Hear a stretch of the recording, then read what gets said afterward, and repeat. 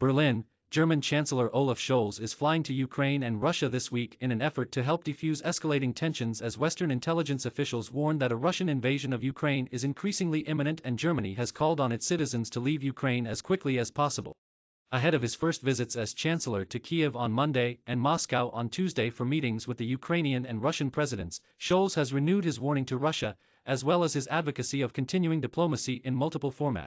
It is our job to ensure that we prevent a war in Europe, in that we send a clear message to Russia that any military aggression would have consequences that would be very high for Russia and its prospects, and that we are united with our allies, Scholz told the German parliament's upper house on Friday. But at the same time that also includes using all opportunities for talks and further development, Scholz said.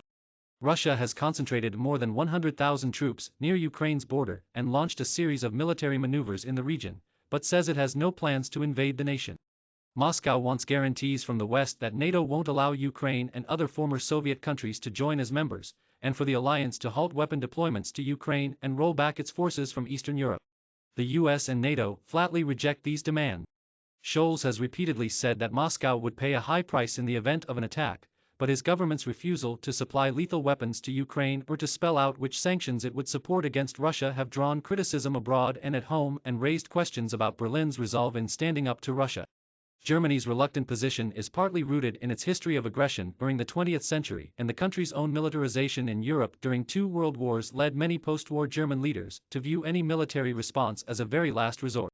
Despite this historic burden, experts say it is of utmost importance now that Scholz stresses Germany is in sync with its European and American allies, especially when he meets with Russian President Vladimir Putin. Scholz has to convey a very clear message in Moscow, and it can really only be, there is unity and oneness in the Western alliance. There is no possibility of driving a wedge into the Western alliance, and that must be understood in Moscow. I think that's the most important message he has to convey there, said Markus Zehner, an expert with the German Marshall Fund. At the same time, he has to make it clear that the costs are high, Zehner added. That's basically the message that is most likely to catch on in Moscow as well. So a military invasion of Ukraine has significant consequences for Russia. Scholz has not explicitly said what kind of consequences or sanctions Russia would have to face if it invades Ukraine, but it is clear that the future of the controversial Nord Stream 2 pipeline that seeks to bring Russian natural gas to Germany under the Baltic Sea, bypassing Ukraine, is at stake. US President Joe Biden threatened last week that the pipeline would be blocked in the case of an invasion. That would hurt Russia economically but also cause supply problems for Germany. Construction of the pipeline has been completed, but it is not yet operating. Germany doesn't have much leverage, except for saying that it won't approve Nord Stream 2, which is the only political leverage, Claudia Kempfert, the head of Department of Energy, Transport and Environment at the German Institute for Economic Research, said. Otherwise, Germany is very susceptible to blackmail. We can't do too much. We have committed ourselves to getting the gas supplies. Unlike other European countries, we have not diversified our gas supplies, and we have dragged our feet on the energy transition.